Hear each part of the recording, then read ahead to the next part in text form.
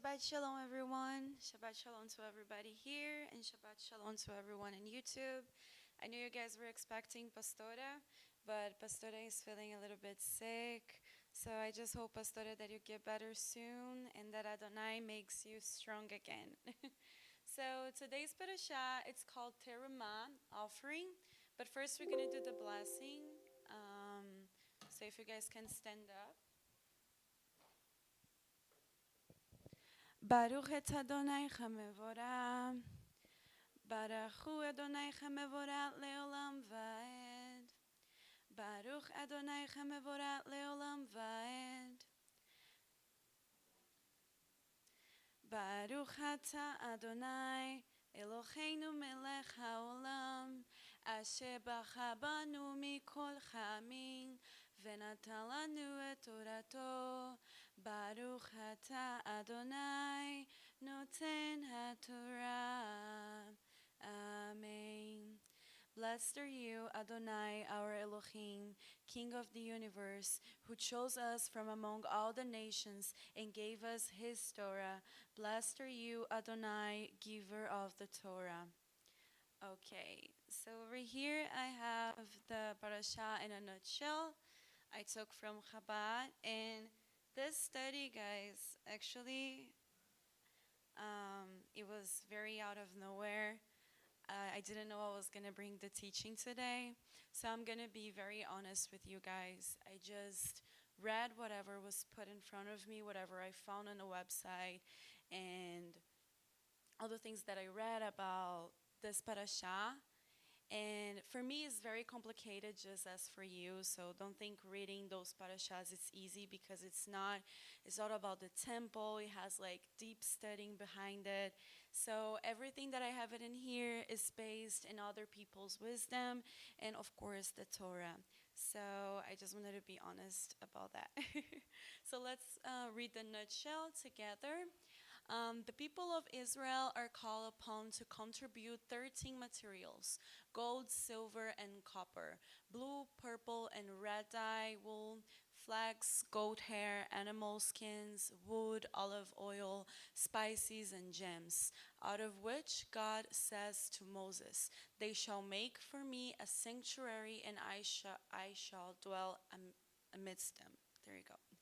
On the summit of Mount Sinai, Moses is given detailed instructions on how to construct this dwelling for God so that it could be readily dismantled. Is that how I say? Thank you so much. Transported and reassembled as the people journeyed in the desert. And the sanctuary's inner chamber, behind of an artistically woven curtain, was the ark containing the tablets of the testimony engraved with the 10 commandments. On the ark's cover stood 2 winged cherubim, armored out of pure gold. In the outer chamber stood the 7-branched menorah, and the table upon which the showbread was arranged. The sanctuary's 3 walls were fitted together from 48 upright wooden boards, each of which was overlaid with gold and held up by a pair of silver foundation sockets.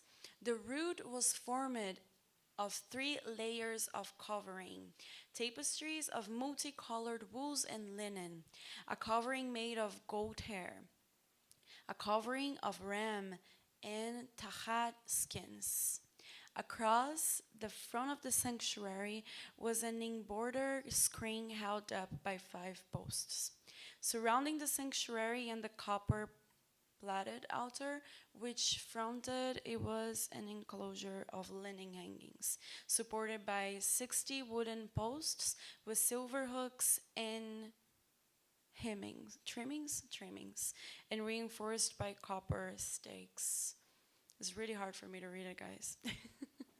But anyways, it was my option to choose this lettering. So yeah, this is the nutshell of the parasha. There is a lot of information as to the materials, colors used in the tabernacle, and it's very hard sometimes for us to understand in the beginning. So don't feel like this is too much. I feel like when you're at school, we always have that subject, something that we don't really like. I didn't like geography, and that was just because at the time it didn't matter to me. So at some point in your relationship with Abba, you guys gonna see how the temple matters and how these informations matter to us. So even though we don't have a lot of understanding, it's still something to keep in our hearts so that one day He can open our eyes. Um, Something that I want to point it out, as I was reading the Parashat, and I actually saw a study by a rabbi that was definitely interesting, is that the people we are talking about, it's the same people we've been talking in the last parashas. It's the people that left Egypt, they dwell in the desert, they've been through all of those things with the Pharaoh, and now God is commanding them to build a tabernacle, to build something so that can have a relationship. And sometimes we can think this, oh my gosh, like they just got out of slavery and now they're gonna start working for another God. But this is what gave them purpose. God is just giving them purpose in this moment. They were a people that they left what they knew all their lives. And now they are in the middle of the desert, following Moses, following this amazing God that showed to them that He is the mighty creator and that He chose them among all the people and the nations. And now He's giving them purpose. It's not only, oh, build this, give me gold, give me that. No, they did this out of their hearts because it was purpose in their lives.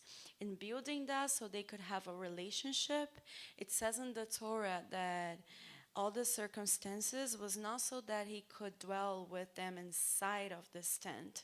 No, it was outside. It was everywhere. This was just a representation of His glory on earth. So it is very interesting that now we see a physical place to build this relationship and how these people were about to have purpose out of nowhere, out of the desert. So we're gonna focus on the menorah, as all of you can see it right here. And this parasha, it gives the exact measurements, the exact details in the menorah that Abba asked us to build. And there is a lot of images in Judaism. There is a lot of representations. We have the cross with Christians. But it's funny because the menorah, of course, in Judaism they talk a lot and it's a very powerful symbol. But for Christians, it's not something that they consider. And it's one of the only things that God Himself gave the perfect instructions to build. And we don't see many menorahs in people's houses that believe in Yeshua's name. And sometimes I wonder, what is that? Why is that? We don't have it in the Bible, build crosses and put it in your neck. Do we have that? We don't. But we do have the perfect instruction to build this ornament right here. The question is, why we don't have it in our houses? Right now that we are following the Torah, we know we do. Most of us, I think we've seen it. We lit the candles with our families. And it's just interesting to me how religion works and why we lost so many things throughout the years when He specifically asked us to build this. He didn't ask us to build the Star of David. He didn't ask us to build Hamsas or whatever it is you guys see around there. He didn't ask us to build statues of gold with I don't know, politics or anything out there or the guys you guys like. He didn't ask us to build any of this. So let's talk about the menorah. Make a lampstand menorah of pure gold. Hammer out its base and shaft, and make its flower-like cups, buds and blossoms of one piece with them. 6 branches are to extend from the sides of the lampstand, 3 on one side and 3 on the other. 3 cups shaped like almond flowers with buds and blossoms are to be on one branch, 3 on the next branch, and the same for all 6 branches extending from the lampstand. And on the lampstand there are to be 4 cups shaped like almond flowers with buds and blossoms. One bud shall be under the first pair of branches extending from the lampstand, a second bud under the second pair, and a third bud under the third pair, 6 branches in all. The buds and the branches shall all be of one piece with the lampstand hammered out of pure gold. Then make it 7 lamps and set them up on it, so that they light the space in front of it. Its wick trimmers and trays are to be of pure gold. A talent of pure gold is to be used for the lampstand and all these accessories. See that you make them according to the pattern shown you on the mountain. The light given by the menorah and the dark tent would have been a powerful symbol of God's light and holiness in our dark and sinful world.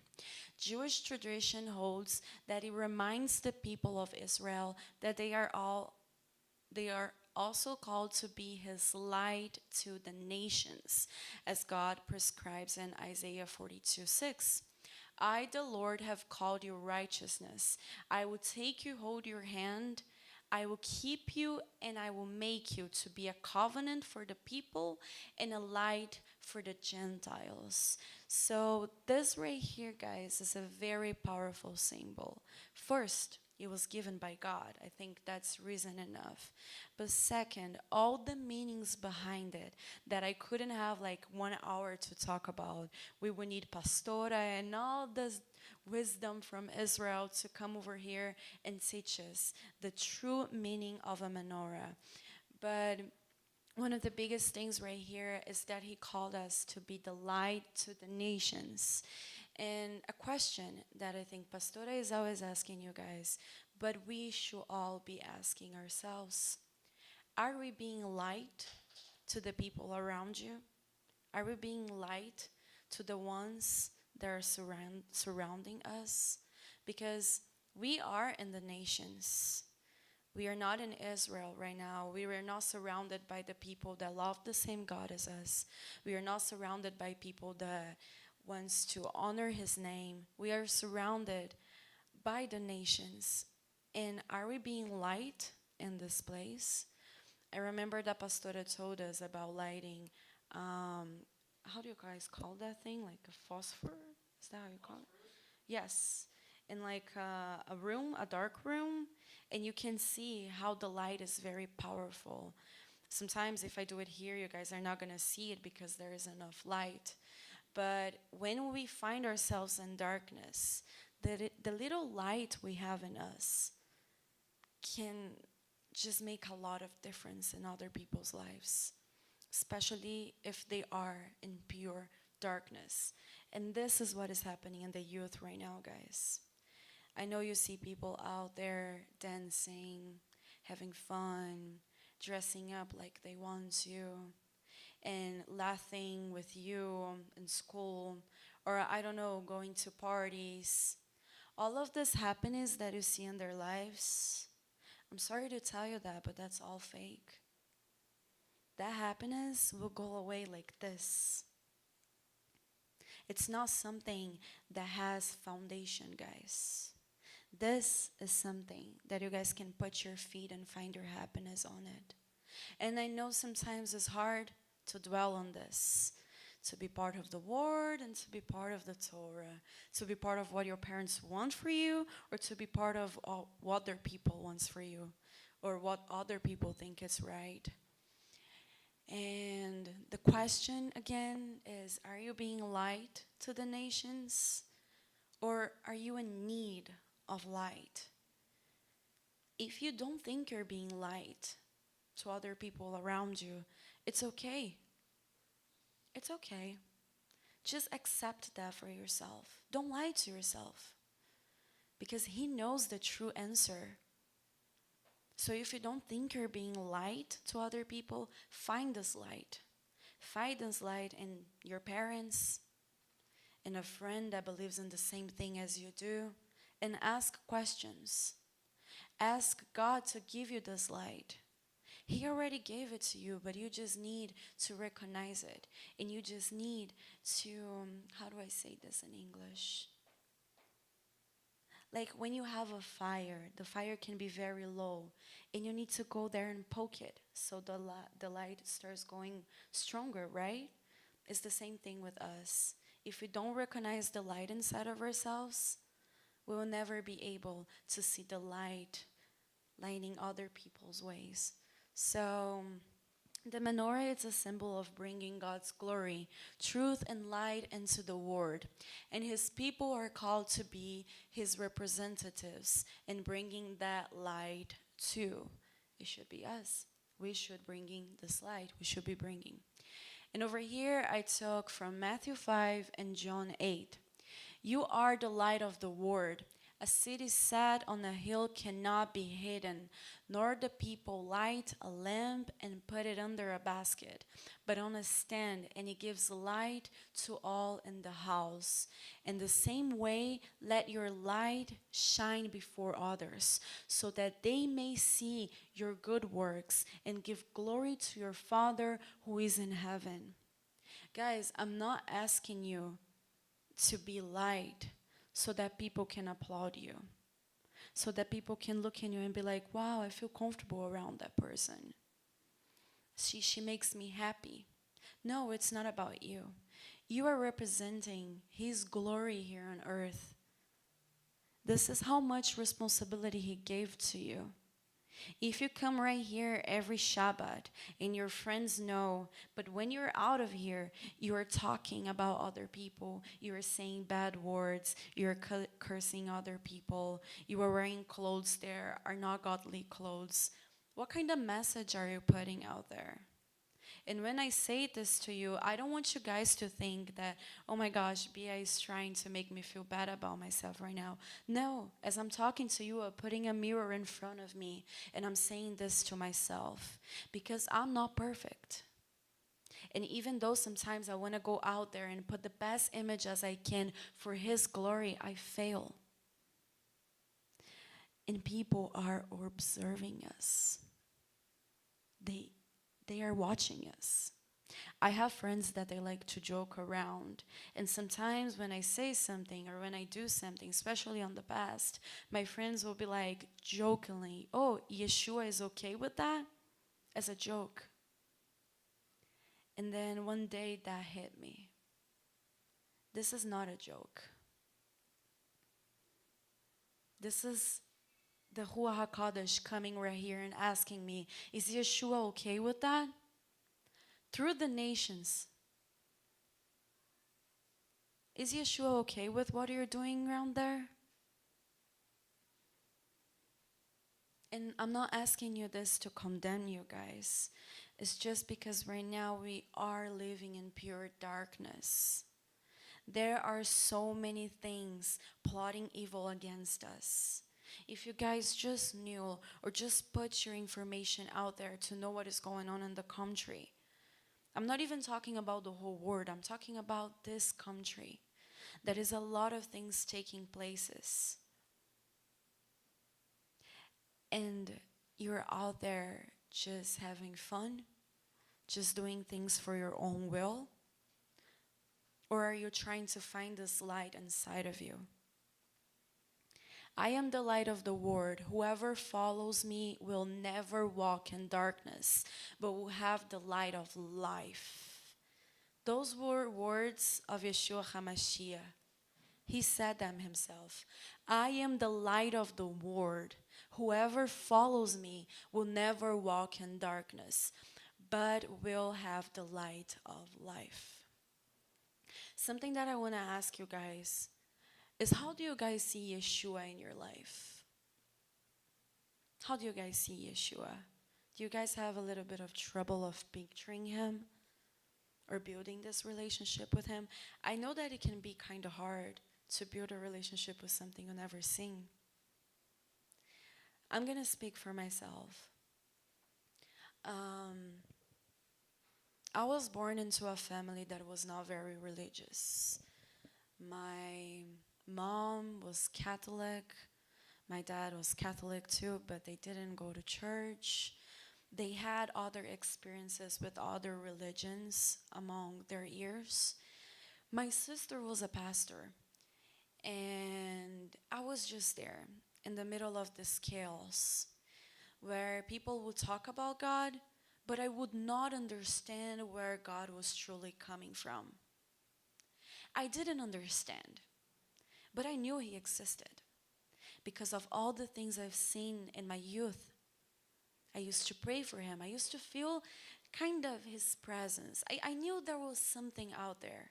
Maybe because my parents told me so, or maybe because I always knew. I like to believe that we know. We all know there is a creator. If you have the ability to create, something created you. It's the law. It's the law of the universe. Even though science tries to not prove the existence of God, the only thing that they do is to prove His existence. The ones that don't see it, they're being indoctrinated by the system. All the ancient times, all the past history, they had gods, they had creators. They recognized that something was above them. But nowadays, they tell us the opposite, because this is how they want to control us. It's hard to control a people that find to themselves a God. Especially after Adonai revealed himself to the Israelites, things got harder for them. How are we going to hide the God of Israel if He did all these amazing things to the Israelites? Okay, let's say that there is no God. Maybe it would be easier. So I was very confused when I was a little child. And I used to have a lot of spiritual warfare inside of my house. I'm going to say this out here out of my heart in a position of being, how do you say this? Just open to you guys. My dad is an alcoholic, and he used to fight a lot with my mom. Every day was like hell in my house. I don't know how it's for you guys. I don't know the things you go through with your parents. But for me, it was not about me, not about my brother. It was always my father coming back drunk and fighting with my mother. And every night was the same thing, that we got to some point when I was a teenager that I would see them fighting and I would just go up to my room another night, another day. And I didn't know God. I didn't build a relationship with Him. But I would pray for Him, because in those moments, the only thing that would make me feel better was to know that there was something up there protecting me, looking over me, my mom, my father, because I knew that the problem right there was not my father, was the sin that he was committing with drunkenness and the things that he was saying unto his family. But that is okay. The years passed, everything went fine, and I was dealing with that. And when I turned about 14, 15, I started feeling all of this anxiety through my body and all of these feelings of what am I going to be, who am I, what is this, what am I living? And I started studying a lot about religions, because my sister was a pastor. I've been through a lot of spiritual encounters, of seeing things, of I don't know how to explain, but it was too much going on for a kid. And I started praying. I don't know who you are. I don't know where you are. I don't know how you call yourself, but show yourself to me. That was my prayer to God. I didn't know if He was Jesus, Yeshua. I didn't know if He was the God of the Bible, if He was any other God around there. But I know He existed. I just knew deep down in my heart. And I told Him, show me your truth. I don't want to listen to what my sister has to tell me, to what my mom has to tell me, to what people out there has to tell me. I want to come from you. I want you to teach me how to love you and how to worship you. And guys, it took me what? I want to say 8 years. 8 years? No, 4 years. And He gave me an answer. he came to me and he said, I am your God. And I'm not going to say that it was easy because as a teenager, I was 17 at the time, and 17, 18. And I started learning about the Torah, and I was like, that is the truth. I can't prove this wrong. I just can't. I've studied a lot of religions before finding this, and I just can't prove this wrong. Did I want that into my life? I used to eat pork. I used to go to parties on Saturdays, work on Saturdays because I used to work on sales. And Saturdays you make a lot of money. Do you really think that I wanted the Torah in my life back in that time? I didn't want it. I just saw that and I was like, wow, like this is crazy. That was literally my reaction. But I couldn't run from it. And I know it's the same that is happening with each and one of you. You might want to run away from this responsibility. You might have this feeling in your heart, I don't want to do this. I don't want to do this. What my friends will think of me. I felt that way. But you cannot run from it. Because once there is light and darkness, there's nothing you can do about it. Once there is light, there is wisdom. Once there is light, there is His presence. And this light is Yeshua, guys. I'm telling you all of this because even throughout the years following the Torah and learning how to obey God, I didn't really have a relationship with Yeshua because I didn't know much about the New Testament because I wasn't a Christian girl. So it was kind of confusing to me. All of my friends were talking about being a Christian and changing from Christianity to the Torah, and I would be there just listening. I wasn't a Christian. I found the Torah, and this was the truth for me because I would go to Christian churches and I wouldn't feel good about it. I wouldn't agree with a lot of the things they would say. But when I saw the Torah and the teachings this has upon our lives, I couldn't run from it. But I also didn't know how to build a relationship with Yeshua. So when I read this, I am the light of the world. Whoever follows me will never walk in darkness, but will have the light of life. Of course, he's talking about following him as following the Torah and taking this upon your life and doing everything that it says in this book. Yes, he is saying this. But I want you guys to picture a man. It's not light, it's not something that you cannot see because that is God. God, you cannot even comprehend. That's why he created Yeshua. So we could build a better relationship, not only with the law, but with a man that could sin just like us, and he didn't.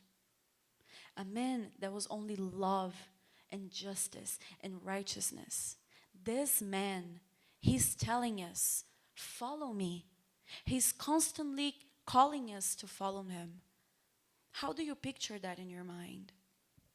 I didn't know how to picture it. I didn't know. And I would ask, Abba, I want a relationship with your son because I have a relationship with you. And I know that automatically I have a relationship with him, but I don't feel like I do. And that is okay for you to say that. Because guess what? He gave me that relationship. And guys, you have no idea how good it is to have a man to love and to look forward to follow his steps. It's just beautiful. You are going to buy clothes, okay? I don't know, whatever style you have. We all have different styles, and that's okay. And then you go in the store and, I don't know, you're going to buy, I like that brand, that it's skateboard brand, it's Trashier, that's how you say it. And I like the oversized t-shirts. And whenever I go to a store now, I remember a friend that told me that she used to do this. And I start talking to Yeshua. And I'm like, Yeshua, do you think I should buy this? Guys, I'm not trying to be clingy here or be like, oh my gosh, she really does that. He is with you everywhere you go. You know, when you talk to your friend about everything in your life, he is calling you to be his best friend. He wants you in his life. He is in your life already, but he wants you to acknowledge that. So you gotta start talking to him. And it's in the simple things. Yeshua, do you think I should wear all black today? I don't know, this is all I have. I'm gonna wear it. Do you think I should do this? Start talking to him. And at some point, the Ruach HaKodesh will answer you so precisely. When there is an honest question that you want to know, he comes and he gives you that certainty in your heart. And this is true, guys. This is not magic. This is not something that you go and they put cards in front of you and you pick and blah, blah, blah. No. If you ask your parents, they have experiences like this. If you ask me, I can tell a lot of experiences that I've been through like this. If you ask people in this room, I'm pretty sure you guys have been through things like this. You just don't know how to name it. So Yeshua is calling you to walk with him in darkness so we can be the light. But for this, we gotta build a relationship with him. And I would recommend all of you to watch The Chosen. That TV show helped me to picture him. Not because there is an actor dressed like him, but because it's different to see something from a book coming out of the mouth of someone. It touches my heart every episode that I watch. And I recommend everyone and each of you to watch this TV show so you can try to picture this relationship with him. Because he loves you more than anyone could ever love you. Speak to Aaron and say to him, when you mount the lamps, the 7 lamps will give light in the front of the lampstand. Numbers 8:2. Speak to Aaron and say to him, when you light, elevate, increase. This is a translation closer to the Hebrew. The lamps toward the face of the menorah shine the light, 7 lamps. God himself is the menorah. Yeshua is the face of God through which the Father has chosen to shine his light. When I told you guys that you cannot picture God, it's beyond our understanding. But Yeshua, we can. It's not wrong for you to picture him in your head. You have no idea how he looks like. I have no idea how he looks like. But it's okay for you to picture him so you can build a better relationship with him. You might not find the trust in your father or in your mother. And I'm sorry about that, guys. I know that hurts.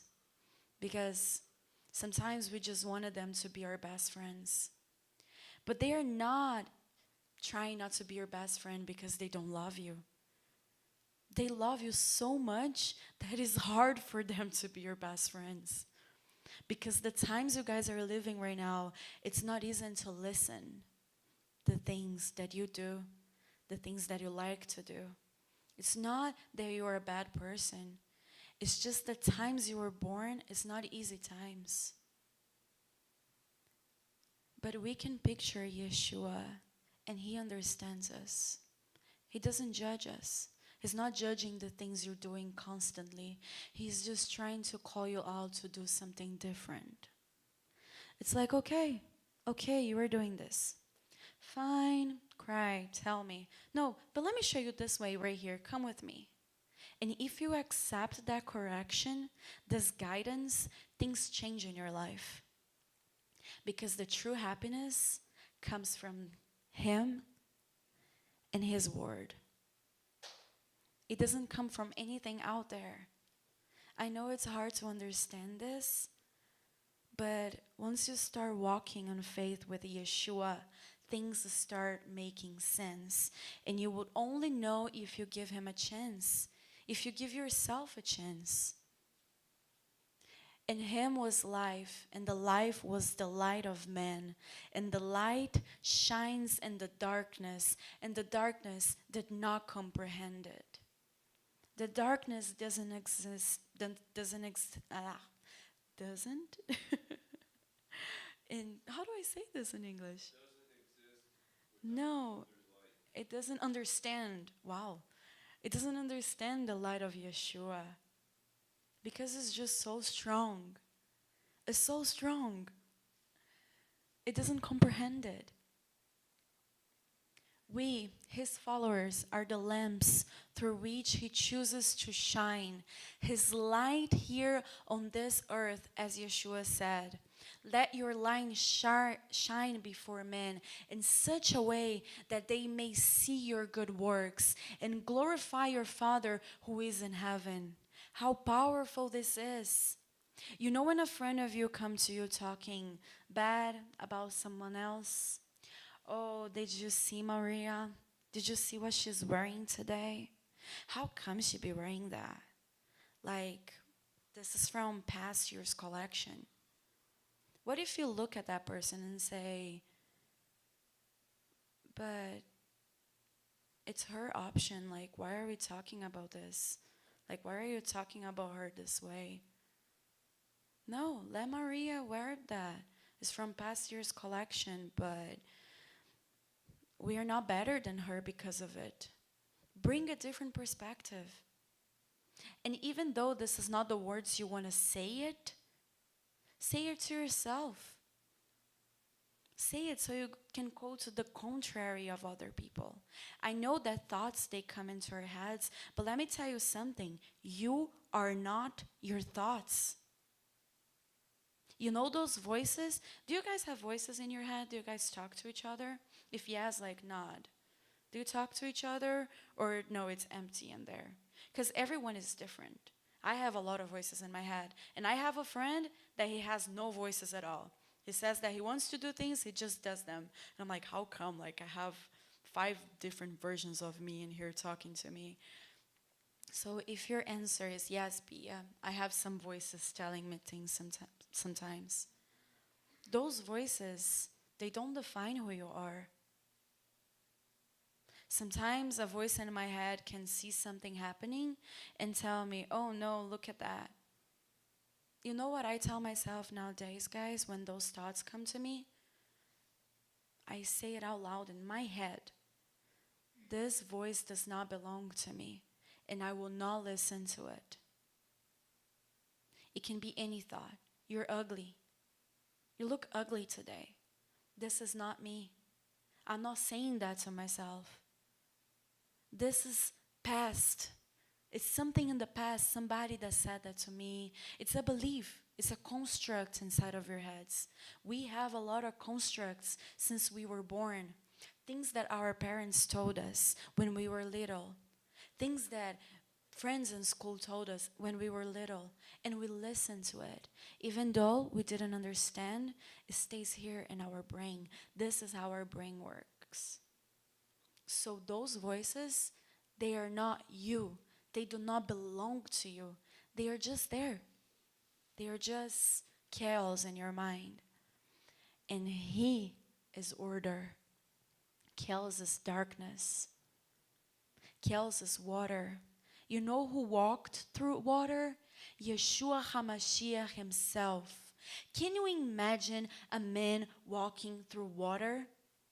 You watch Spider-Man. You watch Avengers. You applaud Thor when he comes from the sky with his lightning. But your best friend, the one that is calling you out to walk with him, walked through water and you don't say nothing? And you don't applaud him? And you don't think he's amazing? Just because he's talking about love, just because he's talking about hard things for you to stop doing it, you don't want to applaud him? You don't want to love him? Because it's too hard? It's too against of the things that you do out there? This man came here as a sacrifice to us. And we don't recognize this enough. And to be honest, I don't think we will ever will be able to thank him enough for that. And that's how gracious He is. He walked through water, guys. All of this water inside of your head, this chaos, this darkness, say no to it. Bring His name. In Yeshua's name, I want you guys to repeat with me. In Yeshua's name, I rebuke those thoughts. Thoughts, darkness thoughts. Anything that doesn't come from Yeshua, it's not welcome in my mind.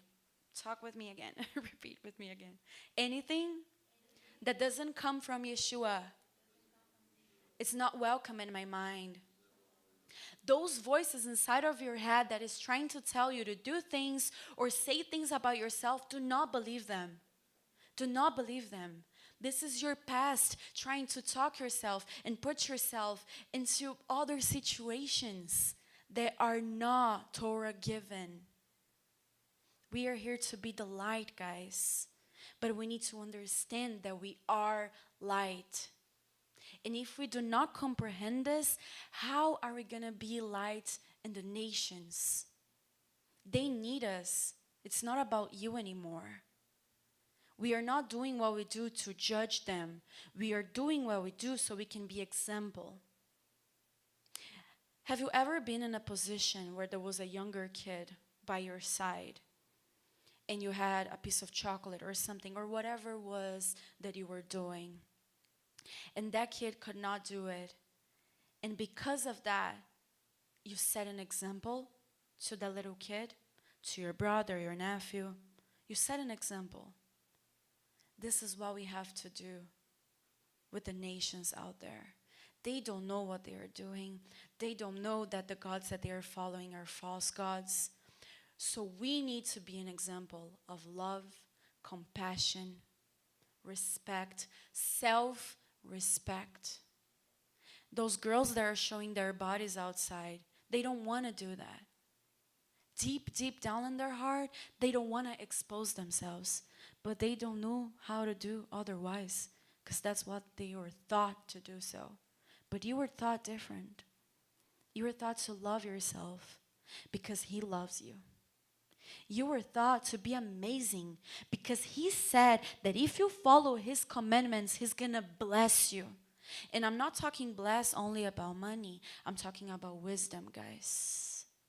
Wisdom to make decisions in your life.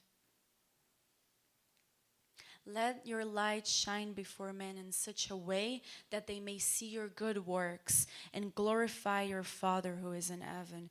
You are not here to be yourself. You're here to acknowledge your Creator and to honor Him.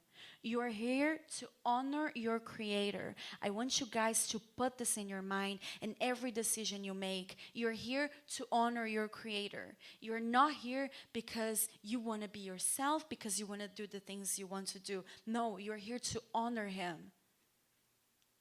I also believe that John refers to this in his vision, which he wrote in the book of Revelation.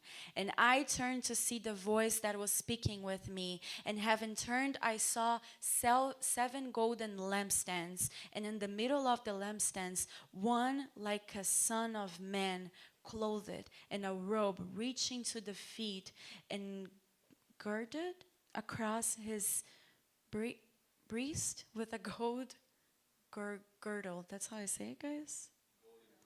Okay, there we go. We are talking about Yeshua. Yeshua is our light. This represents God. Yeshua is the face of God. It's the only thing that we can actually look towards and say, like, I want to be like you because you inspire me. Where do you find your inspirations? Please, guys, watch The Chosen. You girls out there. I know Lucas already watched it. Who here watched The Chosen already?